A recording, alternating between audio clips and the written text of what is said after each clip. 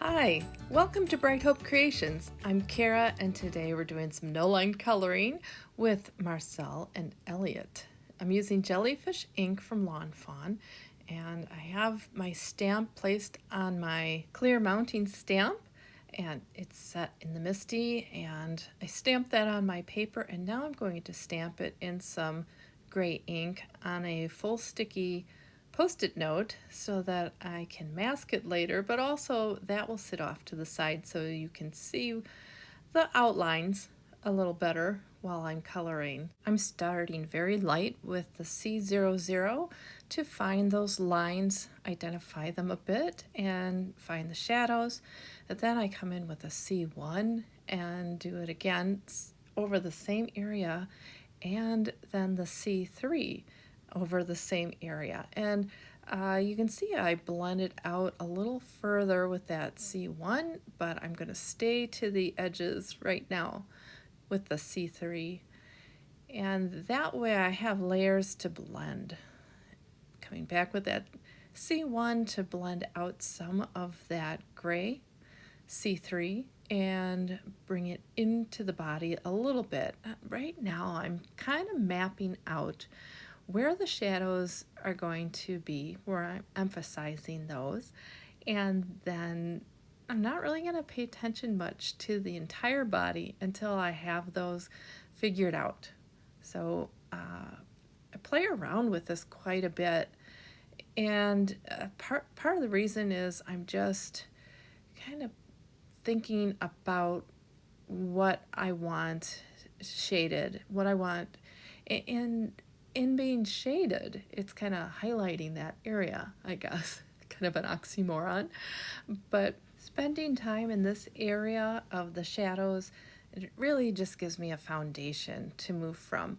All right, this is a V20, so we're brightening up our little Elliot a bit, giving him some color. And I wanted that gray foundation base for the violet color. Now this is a pretty gray violet in and of itself, but I enjoy using other colors besides the cool and warm grays or the toner grays to color a gray image because it just gives it some more interest.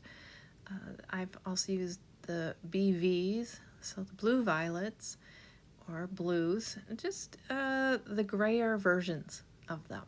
So this is Elliot and his friend Marcel, and they are illustrated by Julian Charlotte for Purple Onion Designs. And he has a whole series for these two guys. So if you go over to Purple Onion Designs website, you can check out the series of Elliot and Marcel.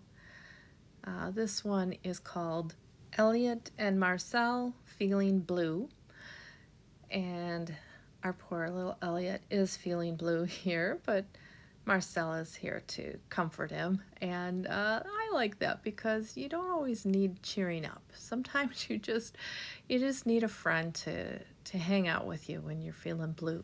So that's what these two are doing today. So once I put in the V20, I'm now putting in V22. And I'm going along the same way that I did the cool grays. So they're just following the same shadow areas. And I know it looks like I'm just going over the same places over and over. And yes, I am. But there is a method to my madness. Once this is fully shaded the way I like it, then I can blend out from that area, and that way my elephant doesn't get too dark overall, and it helps me to keep a real difference between the shadows and the lightness. Otherwise I blend too much together and everything kind of looks the same. So I came in with the V25, and now I'm blending out with the V22, and I'll blend that further with the V20. And then I'm going to go in with the V28 and do all of this again. And you can skip ahead if you don't want to watch all of that, but I'm keeping that all in to show you the real process. When I have a smaller image, like Marcel there. It wouldn't take this long, but I really want to get a nice smooth blend from the light to dark in this large area, so I'm taking my time. There are times when I'm creating a card because I need a card and I need to get it out into the mail, but there are other times where I just relax, take my time, and enjoy the ride. There's that V20 to blend out a little further into the body. At this point, I can start defining things a little bit. So I'm going to give him a little more shape to his eyes, some eye sockets, and then where the trunk would be angled from his eyes, giving him a little definition to his wrinkles on his trunk, and then blending up from the bottom where he's laying on the ground. Now I love that his ear is flopped down on the ground, bent, so it's fun to emphasize that by giving it some shading. And now I can fill in the rest of his body. So just coming in with that lightest V20. I'm still staying around the edges with that as I blend into the body and make sure there's some definition to his ear there behind him. But now with the C0, I'm going to fill in the body. And if you look at the sticky note next to it, I've drawn in some areas that I think I would want lighter or white. And so I'm kind of mapping those out now on his body. Since he has such a large area there, I can do that. Now there are two sections that I'm going to keep white on his main body area there, but one won't be fully white. I'm just kind of keeping it lighter, that bigger section, but the smaller one to the left of it is going to remain more white. And I'm even using the colorless blender to kind of soften up those edges there. So I used the Cool Grays 0 and 00, and I will come back in with those V's to blend over it. I really was just looking to give it a base. Now, I told you I was going to come in with that V28 and get all those dark edges more defined and just finding the darkest shadows. And I'm not really putting a lot there, just enough to give it that nice contrast in the deepest recesses of his shadows. Growing up, we lived a couple miles away from the Brookfield Zoo in the Chicagoland area, and so we grew up with elephants. Ziggy was the famous elephant at the time, back in the 70s, and I just thought everybody had that opportunity. And when we moved away, when I was older, we moved to central Wisconsin, so a much more rural area, and I was kind of surprised that people didn't have that opportunity to see elephants and giraffes and gorillas and all those things that I grew up with.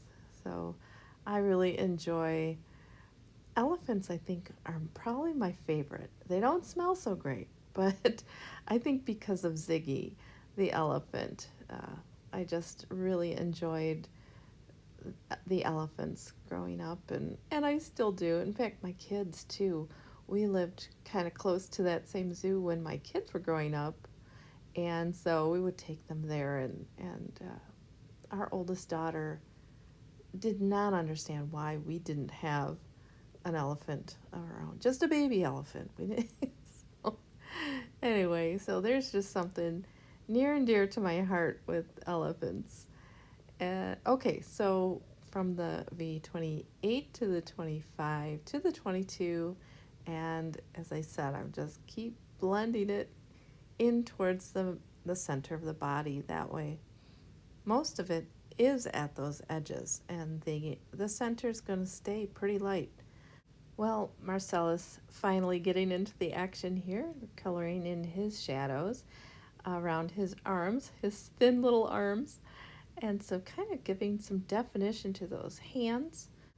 But at this point, I'm taking that V22 and emphasizing some of those areas that I want, just making sure that there's definition uh, and a good transition between the darker and the lighter areas there. So I'm really relying on the V22 for that transition, but I want to make sure that I have enough contrast. So I'm not trying. There's a balance. It's a real balance of trying to keep the dark dark and move to the light between the V22 and the V20 there. So I'm taking my time. Like I said, this is pretty much real time. I'm also starting to put the color into the body. So I had that C0 and 00 coming in to give me a foundation, and now I'm using the V20 over that to give him some more color. Just bringing that up and in everywhere, giving some more shape to that ear on the ground. And then you can see I'm hesitating. I'm just taking my time and thinking, okay, what's next? Where am I going next? So I just step back, I look at it. Sometimes I'll look at it through the camera because it looks different when I'm take a photo of something and then look at it than when I'm just looking at it straight on. I really don't understand that phenomenon, but a lot of times I will look at something, take a photo of it and look at it, and it really helps me to see the things that I'm missing.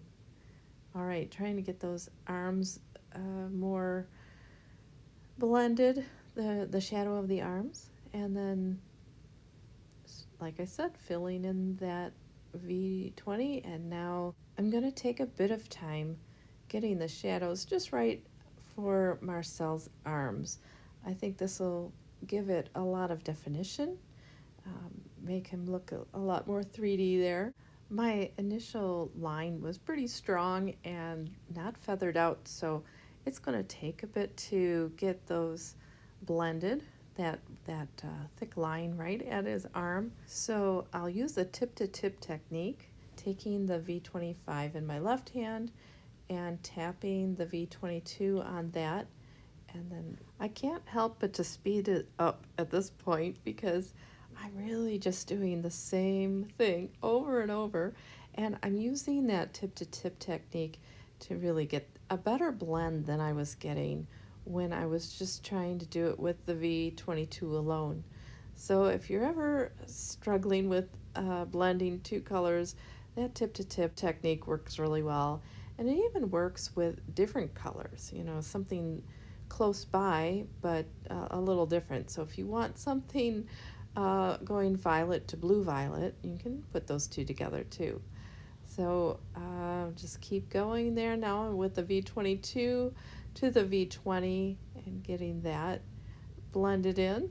If you're still with me at this point in the video, then I know you're here to watch no line coloring, and so that's really why I did this video. I wanted to create something to show kind of the very, very step-by-step process on a larger image like this. It doesn't always have to take this much time, but I was hesitating along the way, just thinking, oh, well, where should the lightest areas be? Should he have a shine to him? Should he just be continually just blended from dark to light? Here you see I'm putting in that C00 from the V20 because I'm adding kind of moving from the violet to the white, and now I go over with the V20 very lightly so that continues to blend it lighter into those white spaces. And then I'll pretty much cover up that larger white area on his body, but you can see it still shows lighter than the rest of it. And that really helps me to keep things disciplined, I guess, to keep it light, because otherwise I very easily can just get everything too dark. Now cleaning up around his toenails and then bringing in the unsuspected blue-green. And this gives him a bit of a brighter, different look. And I'm using it on his toenails and put it in his eyes, and then just as kind of the shine on the upper right where the light is hitting. I think it brings in a lot more interest to this otherwise one-colored elephant. And in the end, when it's all put together, you really don't even see it. It's just like like it's supposed to be there, that blue-green color. So it's a little different. Well, this is the end of our first video, and when we come back next time, we'll finish up this card, color up Marcel, ink blend the background, put in some shadows, and do a little heat embossing. I hope you enjoyed the video today. If you did, please press the like button and subscribe to my channel. Thanks for watching and have a great day. Bye!